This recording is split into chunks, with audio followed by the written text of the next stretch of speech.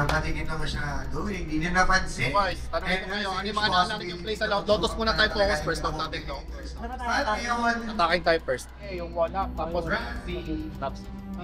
Kapag may nakakalimutan tayo, pwede kayo magtanong ha. Huwag kayo maya magtanong sa amin. Ay, huwag nakatanong? Sa kabila eh, tapos bigla ko contact sa'yo. Pwede nang gawin, hindi kami patay yung kay Rorotic. Kumbaga kasi pag namatay naman ako, sabi ng tao ni Rorotic. O tsaka una-una hindi rin kayo aabot sa kabila, sobrang layo yun ha. Sabi ko wala pa. Kasi minsan, malamang yan, may chance na hindi mo marinig. So, kailangan attentive tayo. At the same time, kung hindi naririnig, sorry na ulit-ulitin nyo na wala po. Kahit ako na, kaya na. Okay, sound 3! 1, 2, 3!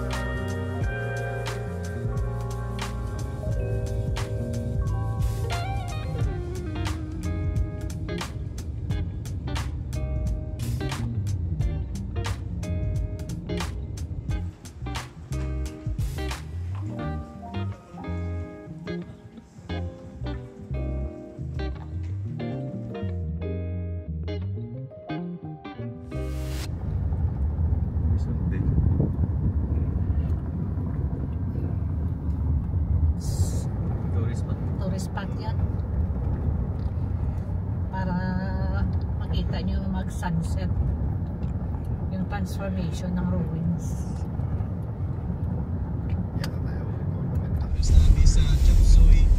Ito na, bababa na yung mga ano.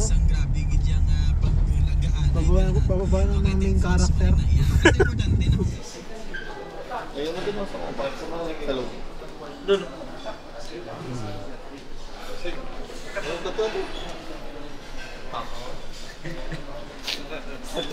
Ba't ka lang? Welcome back si Natasha Marimba, sir. Dulas ulit. Sarong alki. Itas ulit. Ano, tara na. Sumutukoy. Si Sir Marky. Ha? Tara si Sir Marky. Sir Marky! Itas na ulit. Dulas ulit, Sir Marky. Ito na, nag-send na sa akin si Bosarap. Dulas mo ulit, Sir Marky. Oo, yung dalawa magtutulak. Sabi na pala tayo, Chip. Ay naman. Ready na ako eh.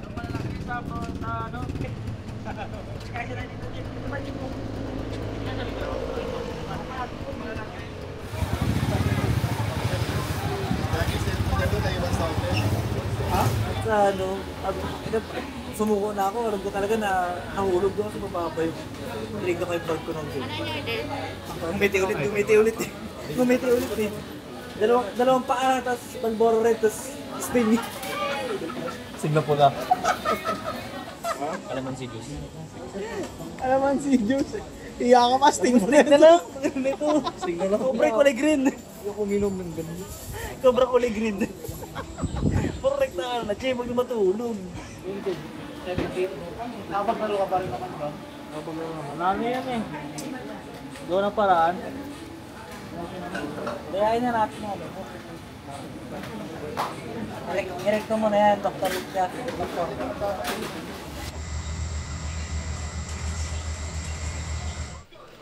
Sa Lamborghini dyan. Kasal kasi ng mga ano, yung mga predator kasi yung gagamitin yung buwan.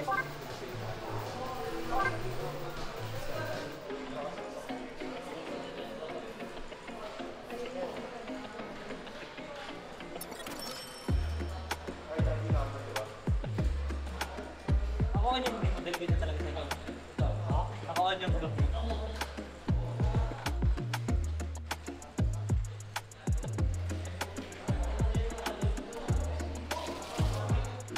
Tingnan tayo isa. Dalawa doon. Dito yung ano. Isa pataw. Lahat andun. Tani ko kayo.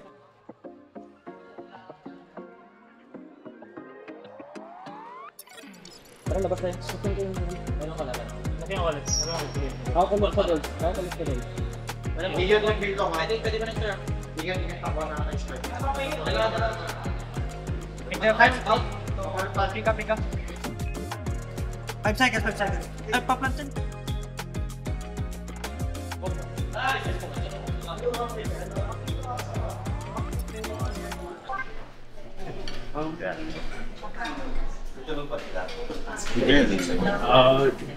Gusto na nga yun. Mahulog pa eh. Tulog pa eh.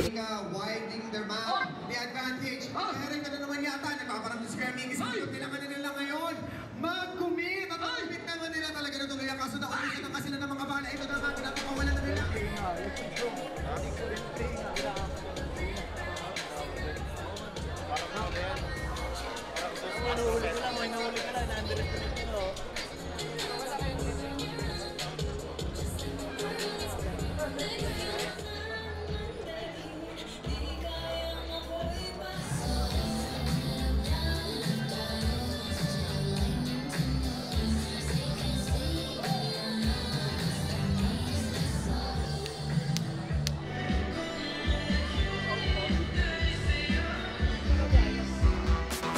Subukan nga nila may paglaban mula sa malayo.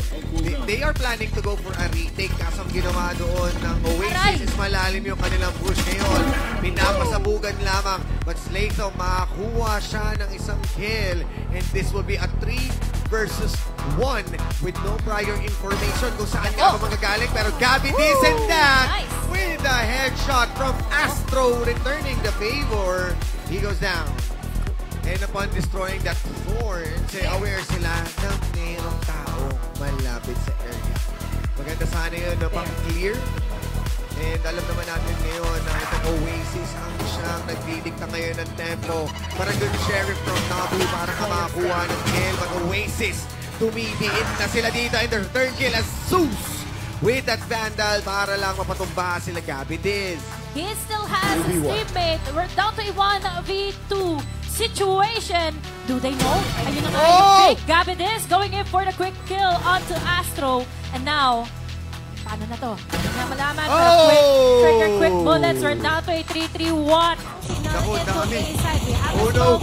We have someone already being taken down. Wala na nga sa side ng Oasis Gaming. 2 players already out for this round. See you later. Dahil ngayon, si Marky, may iwan na nga lang din. Makikita natin kung ano ang pwede niyang gawin. But at the moment, we have Slatom to take things into his hands. What was that? Ng advantage niya. Speaking of advantage, this is another taken advantage. Lalo, right now Oasis assessing the situation. Mabilis sa execution kasi hindi sila nag-corner check. E mula sa taas, Islatom na naman ang nalalason! Islatom! Ang self, they don't know or do they know na ito na nga ba ang best decision that they can do dahil nakuha na ni Astro agad. Itong si Osamo, we have 3 more players left behind. Still, the utilities are commendable pa rin naman sa kanilang pangapagbato pero kanilang need to be careful now. Oh my God, he doesn't even need to see his enemies. 2 players already taken down and dahil lang doon. 1, 2, 3, lahat sila tutumba, lahat sila babagsak. And Oasis Gaming will be bagging themselves the first game of the best of 3. Para lang mamili sila kung alin ang mag-i-iskan sa kanila pero masyadong maganda yung pwesto ni Astro. Yes. Isa na lang o may isa pa. Last and final game na nga ba ito ng ating Valorant Tournament Grand Finals. You're still here with me today, Hanik Layson, the Double E. Kasama ko ngayon si Osiris and what a first game it really was for Oasis Gaming. Ang ganda na tumayo tayo agad, no? First round, first half, ganun. Tapos, mapapagod tayo din mamaya, no? Tingnan natin kung mapapagod din ba ang mga players na ito. On the offense, once more. Rotate na nga. Ito ba ang kapalan from Oasis Gaming? This is a good chance for them na na-paint na tayo attention. Na-players sa 7-7 into another side and Zeus crashing his way in. Taken down by Gabby Diz. -1 ang parehas ng teams. They can still plant the spike on the postman tayo. Mag-uusap-usap later on dahil si Tesseract ay nakapatay din naman ng isa pa. Sinusubukan on to the backside. Makakuha pa rin sila 2 versus 2. Nasa kanila na ang post plant. Meron pa tayong Armageddon? para pwedeng gamitin. They are clearing it out, but the swing with a 1 versus 1. Sino nga ba mawawagi dito? Nasa pocket na lang siya dito. Tesseract. Sinusubukan niya tumagilid. Molly! Kaso, sinakyan Molly with a headshot from Tesseract. Na i-maximize to. The momentum is onto the side of Oasis. Pero bumabawi ang 7 Sep C.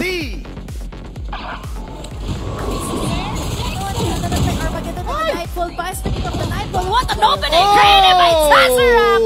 4 kills! All by himself! Wala pa rin siyang idea. Quiet lang muna. Hindi na naman din alam. Nakakapatay pa rin naman ang isa. Oh my God! Makikipagpatintero siya dito. Jumping! Marky! Still alive! Playing in part-time! Winning! The round is yours for 7 Cs. But that time wasn't enough for him to defuse in the spike. Same din naman nun na ginagawa ng 7C na pwede nga silang umatake sa iba't ibang angle. Ngayon, nakapakiramdaman with the U-turn. But Islatov makakuha na rin Ure with a return fire. Upgraded gun onto the side. Yan ang mapagkaba dito ni Tesseract. Lilinisin pa rin niya as Oasis. One up ahead. Tesseract and Marky. Kung sakali ay malikuran niya ito, this is huge. Naku, kailangan niya na mag-ingat. Masyadong matalino, masyadong maganda. Oh my God! The timing! He planted! He was there! From the back! Getting it a kill onto Marky. Pero nag-defuse pa rin. Astro, binitawan saglit. Oh my God! That was so close. Grabe. For 7 Cs. Dahil may sagot ka agad siyo. Tumingin ka sa likod mo! Marco, dahil kayo wala na sa Gabi din! 4v4 pa rin, but the position is there. They don't have my information God. kung saan magagaling. Pero Nobu, nakakapaglinis pa rin ni Astro dahil naka-ready sila kung saan lilingon. 5 HP na Dream. Inuluhan ni Dazai. Pero saan nga ba siya magagaling? Morgan! With the swing! Asteo! And then 12 with the clutch! Well to hold them back. Unti-unti na rin naman ang gumagapang mahuhuli pa rin naman ni Gabi D si Marky. Tesseract naman for another, make it 2 even.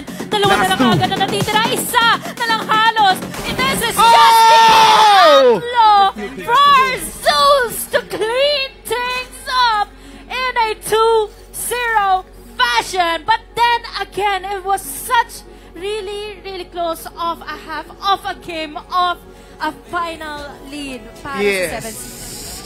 Nice try para sa 7-Sep crew, pero ang Beacon 2025 Valorant Champions, Oasis Gaming. Pero naalala ko, sa short line dala ko na kung pag-abang na sila, sige ko na to. Kasi pa may ako. Sabi siya.